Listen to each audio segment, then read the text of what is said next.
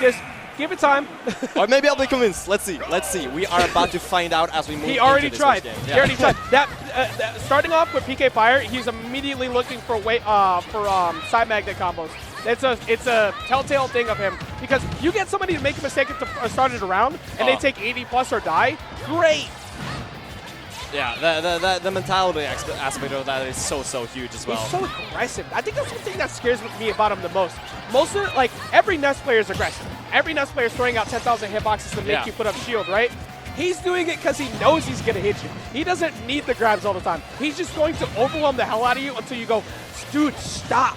And the thing with great Nesses is that movement is so insane. Like being able to pin down a Ness is so hard, but that edge guarding though, we see why this is a tricky matchup. That was good on save because that was like the third time ATATA decided to chase him off because you want to get that early kill against someone like Mythra. And save showing, look, chill, okay? You've been trying to pressure me a ton. I'm not going to let you do that. I get how this matchup works. Yeah, and I want to say, like, Pyra Mythra, such a solid character, but at the end of the day, they still got to play the game and win that neutral like any other character. And if you don't have better neutral than your opponent, you're going to be off stage so much, and that's like, against Ness, like, that's going to be so rough. But if you are able to, like, reversal like that, that puts a little bit of fear in ATATA, and a little bit of fear if you hesitate with the edge guards right now. Yeah, especially a character who has historically suffered against sword fighting characters. This has been a massive problem of Ness for years, and we're seeing it play out right now. Ness has a very hard time landing sometimes around those disjoints. And that strength here at ledge, though, we got to see something happen, but up smash a little bit too ambitious as we move into off stage once again. A little bit too. I am very much liking Save's gameplay. And of course, okay, he did it. He dragged him down with the tail. Okay, and this is winner semis, by the way. For anybody who's unaware, this will put them into phase 2 of Pool. So that means they'd be done for today, which is not surprising me at all. Why the skill set is so good at this point, but Save established early. Again, even if you're a good sword fighter player, you got to make ATATA fear you, and he's been able to do exactly that throughout the entirety of this match. Oh yeah. Building his percentage though, I mean, been closing it out pretty well, like we said earlier, his offstage presence though.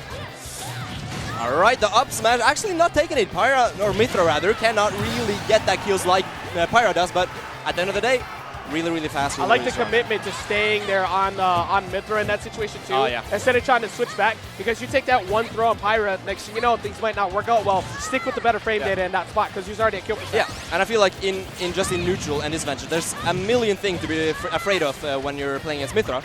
Against Pyra, there's like 3 things that are terrifying, but there's not that much. So you know what to look for. Right now, there's still very much a world where ATATA can bring this back because it's only 86% to 49%. One more stock can disappear quickly, but Save is still playing exactly like, I want to hold this lead. I don't want to overextend. I don't want to get ridiculous. I'm going to make sure everything is safe. And when I do get my hit, I go for my simple combos. He's not going for anything ridiculous. Yeah. I mean, ATATA getting a little bit silly with that combo, though, as we are racking up the percent, but we're not closing it out quite yet.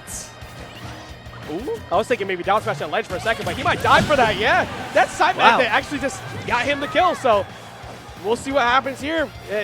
PK Thunder 2 exists, and it's worth being brought up. Yeah, we have been talking about that combo, getting that advantage, those clips. We have yet to be seeing them, but there's always another chance to get that down smash. This is a terrifying position. And the downer is gonna take it. And once again, never get comfortable with the lead against this kid. He has such good composure in these spots, and Save was quite literally playing that match perfectly. Like, there's no real other way to put it. He was playing that match perfectly, got one singular mistake that happened where the side magnet ripped him off stage, and everything fell apart. Yeah. And you know, Pyra Mythra gives you every tool in the world to win neutral 9 out of 10 times, but that one time, man, that one time is gonna cost you. And now it's going to cost, it costs you big time because you went from a 1-0 lead where you had stage counter pick advantage, and now you are behind.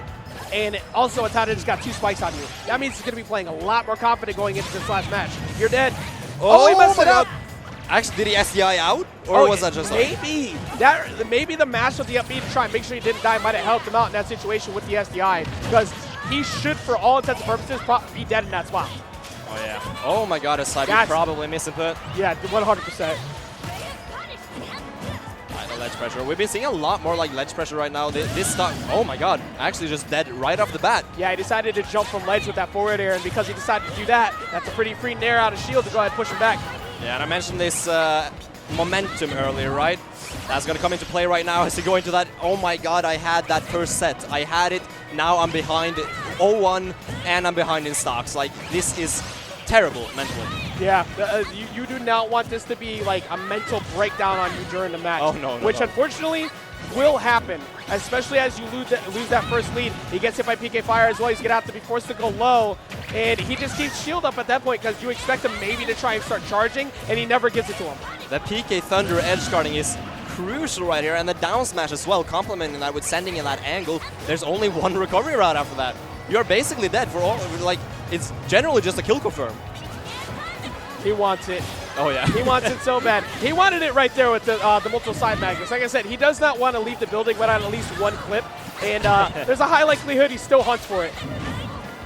Yeah, in this, I mean, I feel like he's always looking for like that PK or the magnet as well. With the PK Thunder, it's gonna be terrifying.